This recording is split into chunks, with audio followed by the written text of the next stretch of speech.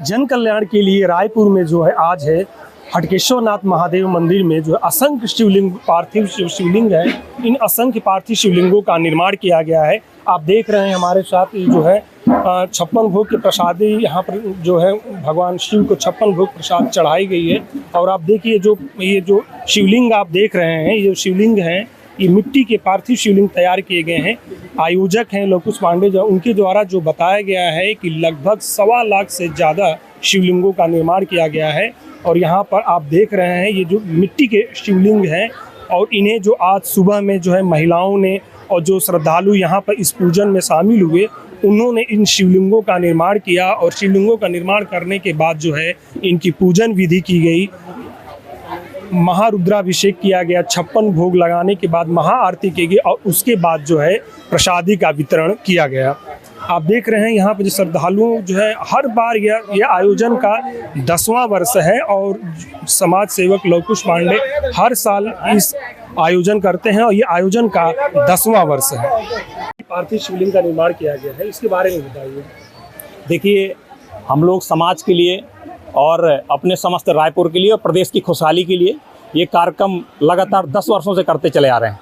ये पार्थिव शिवलिंग निर्माण लाखों की तादाद में होता है और लाखों की संख्या पार्थिव शिवलिंग निर्माण होता है। इसमें हमारे, जैसा कि आप देख रहे हैं, समस्त भक्तगण जो भी हमारे रायपुर के ही हैं, महादेव घाट हटकेश्वरनाथ में हर साल आते हैं और बृहद संख्या में पार्थिव शिवलिंग बनते हैं और सब लोग पुण्य के भागीदार बनते हैं। हमारे परम आदरणीय महाराज श्री का आशीर्वाद प्राप्त होता है, इंदु हवानंद जी महाराज जी का, और हमारे काली मंदिर के महाराज जी, हमारे भागवताचार्य युगल शर्मा जी, वासुदेव जी, पंडित वीरेंद्र शुक्ला जी और अनेक जो हमारे अग्रबंधु हैं, माताएं बहनें हैं, सबका आशीर्वाद हमको हर साल मिलता है। यूँ ही हमने समाज के कल्याण के लिए और सभी सनातनियों के लिए ये कार्यक्रम हम लोग हर साल करते जा रहे हैं। और हमारी यही इच्छा है कि हर घर में पार्थिव शिवलिंग का निर्माण हो, ताकि भगवान भोलेनाथ और सनातन धर्म के लिए लोगों की प्रेरणा जगे। पिछली बार आपने 1 लाख से ज्यादा शिवलिंगों का पार्थिव शिवलिंग का निर्माण किया, इस बार लगभग कितनी संख्या होगी? इस बार लगभग 1.25 लाख से ऊपर पार्थिव शिवलिंग बना है। हम लोगों ने शुरुआत, हमारी सब समिति ने, हमारे जैसे कि भाई लोग सब खड़े हैं, एक बार हमने प्रदेश कार्यालय से 11,000 शिवलिंग से शुरुआत की थी, तो निरंतर आज 10वां साल है, हम लोग पार करते करते 1.25 लाख से ऊपर चले गए, अब असंख्य में चले गए। मतलब अब गिनती वाली बात नहीं बची है। ये सब भगवान भोलेनाथ की कृपा है कि हटकेश्वरनाथ प्रांगण में खारन तट पे हमको ये पूर्ण सौभाग्य मिला है, ताकि हम लोग अपने समाज के लिए और अपने आप को उद्धार कर सके, सनातन के प्रति सबको आकर्षित कर सके।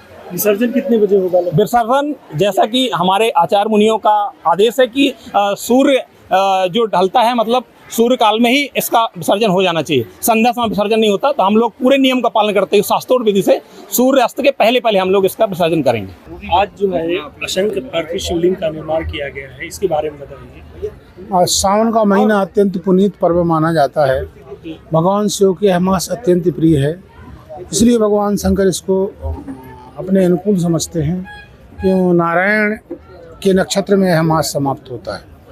इस महीने की जब समाप्ति होती तो श्रवण नक्षत्र होती है, तो श्रवणों भाई विष्णु उनके आराध्य हैं। इसलिए महीने में जो व्यक्ति पूजन उपासना करता है तो भगवान शिव की अत्यंत कृपा प्राप्त होती है। तो कितनी शिवलिंगों का निर्माण किया होगा लगभग?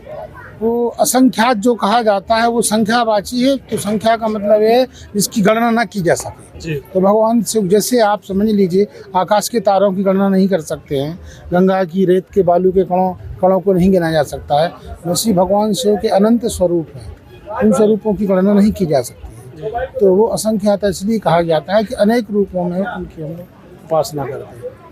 इन शिवलिंगों का जो भी पार्थिव शिवलिंग बना है, इनका विसर्जन की भी प्रक्रिया है? हाँ, विसर्जन सूर्यास्त के पहले करने की विधि है, तो दिन में ही पूजन हो जाता है और रुद्र को विसर्जित कर देते हैं।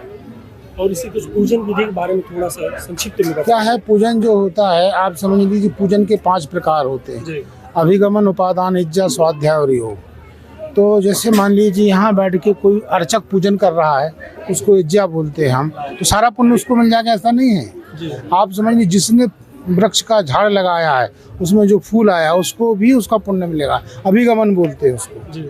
तो उपादान पैदा फल करना, फूल पैदा करना, तो ये जो पूजा पंचक होती है इसमें सभी चीज़ें बढ़ जाती हैं, इसलिए ये सार्वजनिक पूजन माना जाता है, ये सारे लोग सहभागी हो जाते हैं उसमें।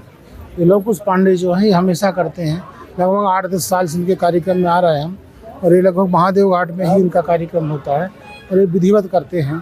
और ये शुक्ल पक्ष में इनका आयोजन होता है, तो भंडारा भी करते हैं, विधिवत लोगों को भी खिलाते हैं। तो लोक कल्याण की भावना से और लोगों को जोड़ने का भी इनका प्रयास है। तो पांडे जी जो लव कुश पांडे हैं हमेशा करते रहते हैं। उन्हीं का एक कार्यक्रम है, हम लोग महात्मा आशीर्वाद देने के लिए इसमें आते हैं। श्रावण और श्रद्धालु को क्या संदेश देना चाहेंगे? सावन में है कि भगवान शिव का पूजन करना चाहिए। इस बार का सावन मास जो है बड़ा उत्तम मास है। शिवलिंग बनाने के लिए जो अमर उजाला के लिए रायपुर से मैं ललित सिंह राजपूत। अगर आप ये वीडियो YouTube पर देख रहे हैं तो हमारे चैनल को सब्सक्राइब करें और बेल आइकन को दबाना ना भूलें। अगर आप Facebook पर ये वीडियो देख रहे हैं तो हमारे पेज को लाइक करें।